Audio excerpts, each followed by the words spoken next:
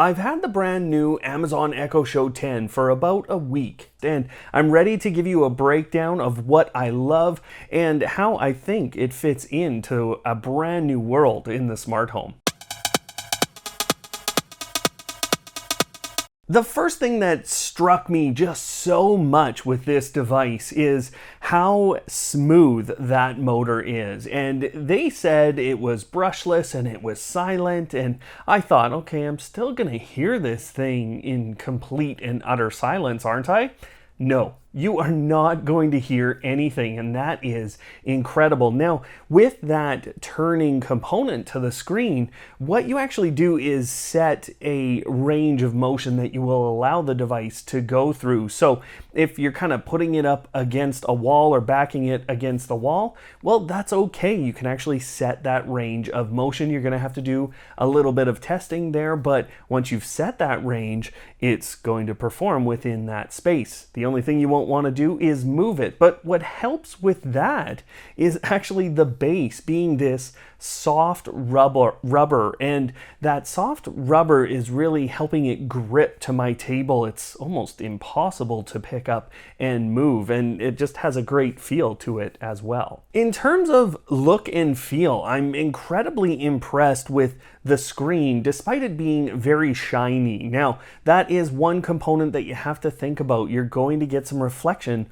off of this screen. The other thing that I really like about it is just how clear and crisp this looks. And in terms of look and feel on the exterior of the device, I love the brushed feel on the back of this. It feels a lot like a Fire tablet, but a little more refined, a little better of a feel in general, just on my fingers. Now, the same holds true across this device. The cloth backing and the brushed kind of plastic on it, it's all very excellent, very seamless. The only kind of components that I would talk about from a look and a feel standpoint is I can see a small little line in the back of the Echo Show. That's allowing me to kind of see where the cloth pieces kind of come together. I don't know if that will kind of be accentuated over time. The other thing is the adapter, and this is just going to continue to bother me until I get a black adapter.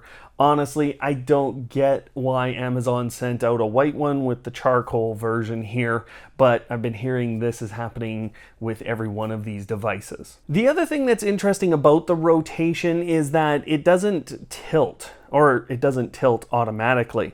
You can tilt this screen physically on your own, so it's not totally able to follow you all over if you don't set that tilt right. On that note, video calling is a completely different experience, and I saw this a little bit on the Nest Hub Max. We used the Nest camera that was on that, and it kind of zoomed in and out and followed you a little bit, but obviously wherever the screen was pointing was kind of its end of where it could follow you. Well, that is very different on this screen. One of the most important components to all of us is what kind of an audio experience we're getting with this. And I have to say that this is now, again, after the Echo became one of the best speakers I'd heard, especially at that $100 price point, well, this is now the best speaker I've heard. Just right off the top, this is better. And even with the screen kind of being in the way of the two speakers on the front and the sub in there, it's in the way, but you somehow are still getting great sound out in front of this device and actually behind it as well. It's really creating a great sound experience just about everywhere around it.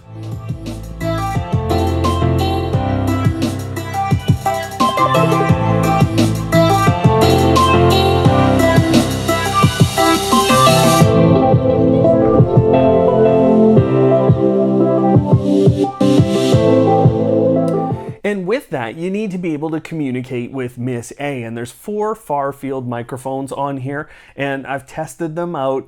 I'm able to get it to hear me even if I'm 10, 15 feet away and just speaking at kind of this level. It's hearing me with the wake word, and then it's dropping down the volume of the music, and it's just fantastic. From an interface perspective, Amazon has actually slowly gotten to the point where I like the interface now. It is not as good as Google's smart display interface still today, but it is pretty close at this point. Now, I really love the drop-down menu, and we have to start with actually their menu system, because I can pair Bluetooth when I'm not even connected to Wi-Fi, and that is a really important component for these Echo Show devices versus what Google can do. And that has allowed me to quickly, without having any music subscriptions on here, play music out of it and have a great experience in seconds. Plus that menu system now, for the things to try and the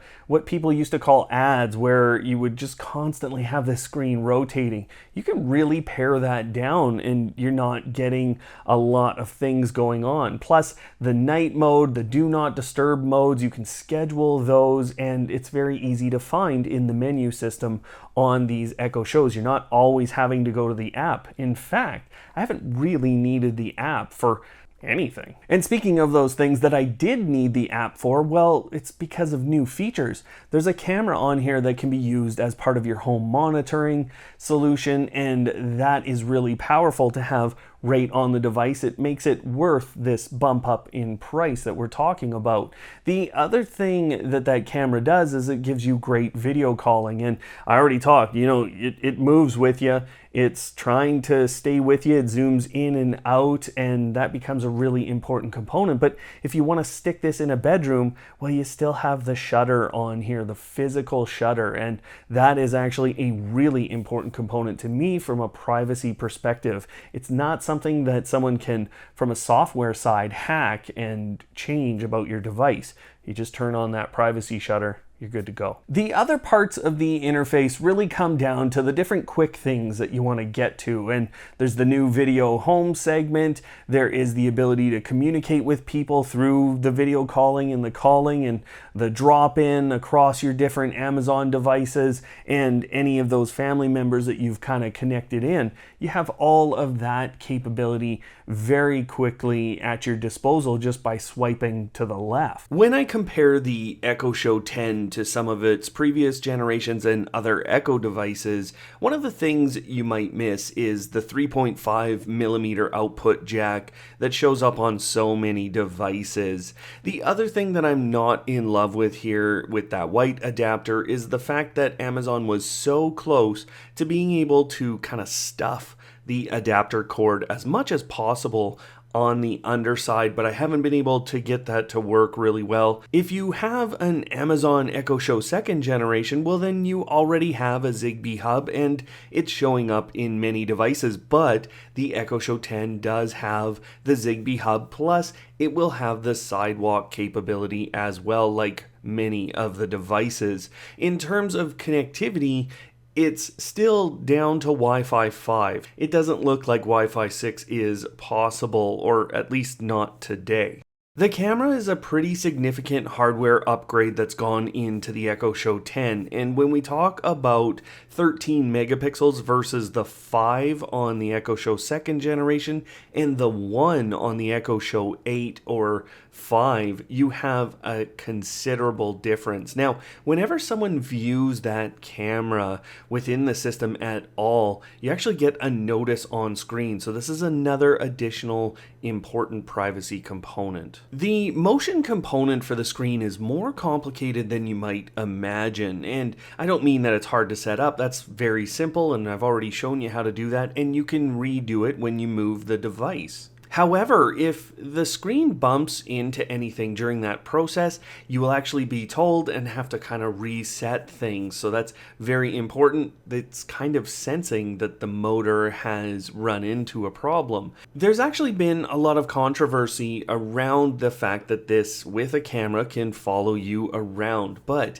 what can actually happen here is you can set a number of different modes as to whether you want it to follow you all the time or just during certain events or not at all. The snappier interface is also helping across the whole system, and it's being paired with the AZ1 processor that is going into all of Amazon's newer devices. The faster processor on here and the faster display is really improving the experience. When I ask for a recipe, it's coming up pretty quick, and I like what I'm looking at when I look at the results. My favorite feature with all of the upgrades that has gone into this and how much better this is than the Echo Show 2nd generation and the Echo Show 8.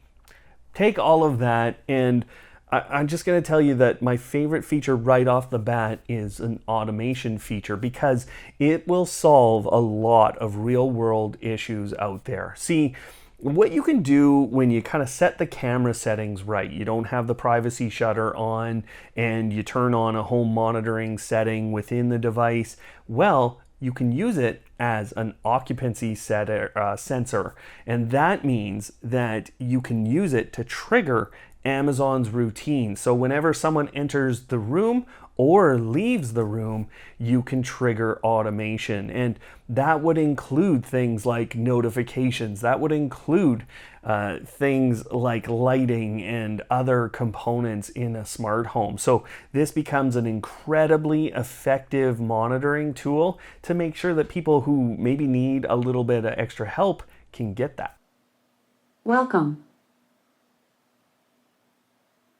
In terms of setup, I actually had to run through setup kind of twice. So because I had bought this through my Amazon account, it instantly connected with that Amazon account, and then it did the setup process. But then it did an update and I had to go back through it. But the setup process is so simple at this point, and that is especially the case if you already have Amazon devices in your home, any of their Echo products. You've already put in a lot of information, and they take that and they jam it into the setup process because it's tied to your Amazon account. All in all, you know, at a $250 price tag, this is more expensive than the Echo Show 10 when it came out, and it's way more expensive than the Echo Show 8.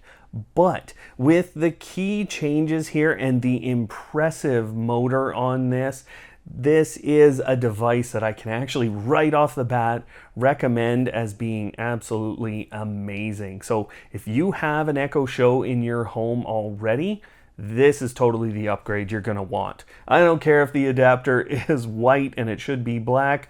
Maybe I get the spray paint out at some point, but it is an absolutely incredible device, and all of the upgrades are definitely worth it. So turn around, go sell your Echo Show, your Echo Show 8, and go get one of these. What you will want to see is a full walkthrough of all the different components of this, how you set it up, and all the different settings that you have access to, what they do, how they work. So what is up on screen is our full setup video for the Echo Show 10. You can find out everything you need there. Otherwise, guys, thanks for watching today, and of course, don't hate, automate.